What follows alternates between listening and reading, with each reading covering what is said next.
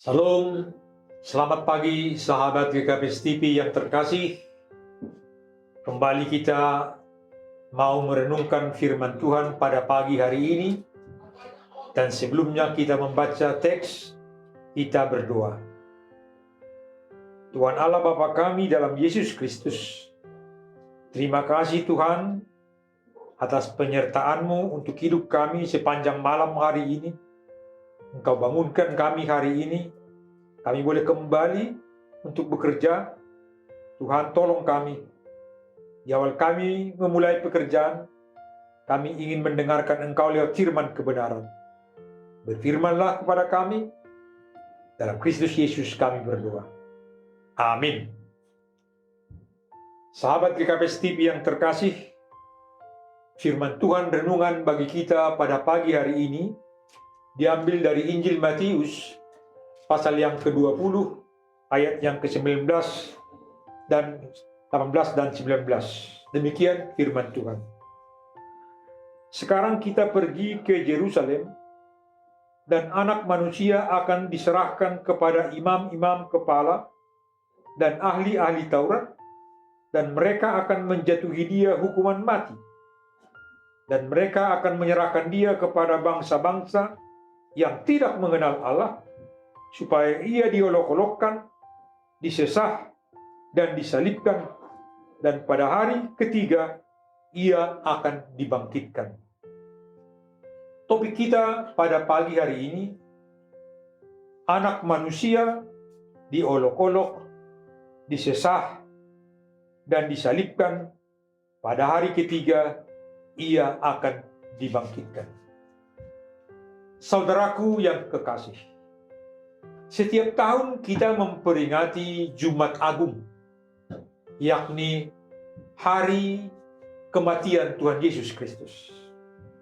Dan 3 hari kemudian kita memperingati Paskah, yakni hari kebangkitan Tuhan Yesus Kristus. Dalam teks kita ini, kejadian tersebut telah lebih dahulu diberitahukan Yesus kepada murid-muridnya. Pertama kali Yesus katakan ketika mereka ada di Yerusalem, dalam Injil Matius 16 ayat 21, di sana dikatakan ia akan menanggung penderitaan dan akan mati dan akan dibangkitkan pada hari yang ketiga. Tidak itu saja saudaraku, Yesus juga berkata yang kedua kalinya saat mereka ada di Galilea. Kalau kita baca dalam Injil Matius 17 ayat 22 sampai 23. Dan hal yang ketiga adalah teks kita pada pagi hari ini, dari Injil Matius 20 ayat 18 hingga 19. Dan Yesus berkata kepada mereka ketika Yesus memisahkan murid-muridnya dari antara orang banyak. Artinya apa saudaraku? Yesus bisa berbicara dari hati ke hati. Apa kata Yesus? Berbicara dari hati ke hati. Ia katakan dalam teks kita ini, anak manusia akan diserahkan kepada imam-imam dan ahli Taurat dan dijatuhi hukuman mati. Selanjutnya diserahkan kepada bangsa-bangsa yang tidak mengenal Allah, yaitu orang-orang non-Yahudi. Mereka ini akan mengolok-olok. Yesus disesah, disalibkan, dan pada hari yang ketiga akan dibangkitkan, saudara. Tapi murid-murid sama sekali tidak mengerti semuanya apa yang Yesus telah katakan. Seolah-olah apa yang Yesus katakan tersembunyi bagi mereka. Kenapa saudaraku? Karena mereka terus mengharapkan hal-hal duniawi dari apa yang Yesus berikan kepada mereka. Padahal di balik tindakan-tindakan Yesus terhadap murid-muridnya, ia mau menyatakan bahwa ia adalah anak Allah yang menyelamatkan dunia ini, saudara. Mereka lupa apa kata Yesus di awal Injil Matius. Dalam Injil Matius pasal 6 ayat 33. Di sana Yesus berkata, carilah dahulu kerajaan Allah dan kebenarannya, maka segala sesuatunya akan ditambahkan kepadamu. Mereka membalikkan itu. Mereka ingin hal-hal duniawi dalam hal mengikut Yesus. Maka bagi mereka, apa yang dikatakan Yesus tentang penderitaannya dan kebangkitannya lupa bagi murid-muridnya. Saudaraku yang kekasih, memang benar apa yang dikatakan Yesus ini.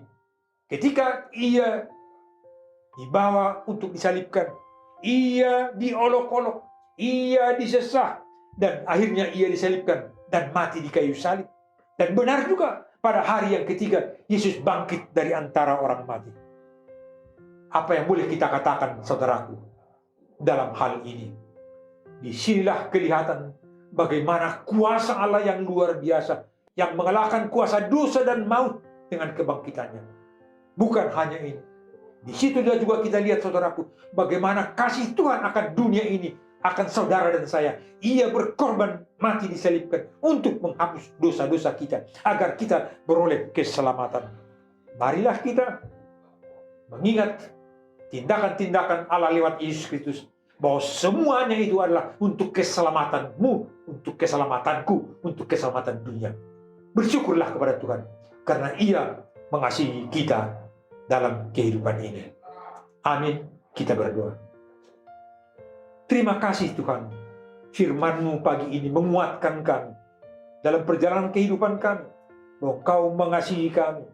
Betapapun apa yang kami hadapi, Tuhan Maha Kuasa, Tuhan Maha Pengasih bagi kami. Tuhan Allah Bapa kami, firman yang kami dengar, biarlah Tuhan berkati agar bertumbuh dalam kehidupan kami, agar firman itu menuntun kami dalam setiap langkah kami. Dalam Kristus Yesus kami berdoa. Amin.